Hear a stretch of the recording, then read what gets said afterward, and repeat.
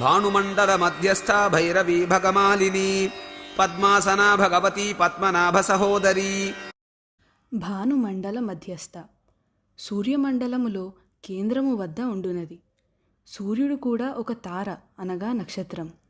తారకా మండలాలు ఏర్పడడానికి వెనుక ఉన్న తేజస్సుకు అమ్మవారే కారణము. భానుమండల పదాన్ని భా అనుమండల అని విడదీస్తే భా అనగా వెలుగును, అనుమండల అనగా అనుసరించి ఏర్పడు మండలమునకు మధ్యస్థ అనగా మధ్యన ఉండునది అని అర్థం వస్తుంది. అంటే అమ్మవారు వెలుగుకు కేంద్రమని, వెలుగుకు ఉత్పత్తి స్థానమని అర్థాలు వస్తాయి. ఈ అర్థాన్ని బట్టి ఎప్పుడైనా ఎక్కడైనా ఎవరికి సంబంధించినదైనా వెలుగు లేదా తేజస్సు ఉంటే ఆ వెలుగుకు తేజస్సుకు ఉత్పత్తి కారణం అమ్మవారని గ్రహించాలి. అంటే సూర్యుడు, అగ్ని, ఇతర తారకలన్నిటి వెలుగుకు అమ్మవారే కేంద్ర కారణము. భైరవి భైరవీ స్వరూపిణి. భానుమండల మధ్యస్థ నామములో కాంతి మండలానికి మధ్య ఉండునది అని చెప్పబడింది. ఆ కేంద్ర స్థానంలో ఉండే అమ్మవారికి ప్రత్యేకమైన పేరు ఉంది. అదే భైరవీ నామం. భైరవి అనే అమ్మవారి నామం వెలుగుకు కేంద్రమును, ఉత్పత్తి స్థానమును సూచిస్తుంది. అమ్మవారే అనేక అనారోగ్యములను పోగొట్టునది అని కూడా భైరవీ నామానికి అర్థం. ఈ భైరవీ నామంలో ప్రతిపాదింపబడే అమ్మవారు అనాహత చక్రానికి సంబంధించిన ద్వాదశదళ పద్మము మధ్యలో ఉన్నట్టు ధ్యానించాలి. 12 సంవత్సరముల కన్యను కూడా భైరవి అంటారు. భగమాలిని వెలుగుతూ గమనము చేయువారిచే హారముగా అగుపించునది. సూర్యుడు, ఇతర తారకలు వెలుగుతూ ఆకాశంలో గమనము చేయునట్లు ఉంటాయి.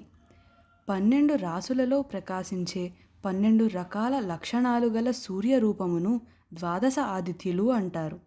ఈ ద్వాదశ ఆదిత్యులు అమ్మవారి కిరీటములో మణుల వలె ప్రకాశిస్తూ ఉంటారు. అందువలన భగమాలిని అంటారు. భగ అనే పదానికి ఐశ్వర్యము అని కూడా అర్థం ఉంది. 1 కన్నా ఎక్కువ సంఖ్యలో ఉన్న వాటి కూర్పుని మాలి లేదా మాలిక అంటారు. ఐశ్వర్యాలు 6 ఉంటాయి. అవి సమగ్రత్వము, వీర్యము, కీర్తి, సంపద, జ్ఞానము, వైరాగ్యము. వీటిని షడ్గుణైశ్వర్యాలు అంటారు. ఈ 6 కలిగిన అమ్మవారిని భగమాలిని అంటారు. పద్మాసన పద్మమును ఆసనముగా కలిగినది. సాధ్యస్థితిలో ఉన్న చోటు పద్మంలాగా విచ్చుకుంటే దాంట్లోంచి సృష్టిగా వ్యక్తమయ్యేది కాబట్టి అమ్మవారు పద్మాసన.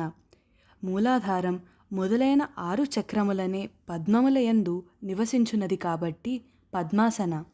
సహస్రార పద్మాన్ని నిలయంగా కలిగింది కాబట్టి పద్మాసన. భగవతి భగశబ్ద స్వరూపిణి.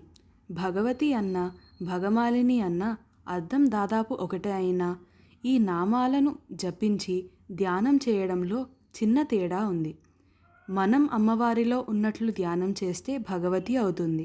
అమ్మవారు మనలో ఉన్నట్లు ధ్యానం చేస్తే భగమాలిని అవుతుంది. చైతన్య ప్రకాశ స్వరూపిణి అని ఈ నామానికి అర్థం. పద్మనాభ సహోదరి విష్ణుమూర్తి యొక్క సహోదరి. నారములు అంటే నీరు అని అర్థం. నీరు నుండి తామరకాడ పైకి వచ్చి దానిపైన పద్మం వస్తుంది. ఆ తామర పువ్వు విచ్చుకోక పూర్వం చీకటి, రాత్రి అవుతుంది. తామర పువ్వు విచ్చుకున్నప్పుడు వెలుగు, తెల్లారడం అవుతుంది. అంటే తెల్లారక పూర్వం నారాయణుడు, తెల్లారిన తరువాత అమ్మవారు. అదే నారాయణునికి సోదరి లేక పద్మనాభ సహోదరి. పగలు మరియు రాత్రి కలిసి ఒక రోజు అయినట్లు నారాయణుడు, నారాయణి అంటే ఈ సోదరీ సోదరులే ఈ జగత్తుకు ఆధారం అవుతున్నారు.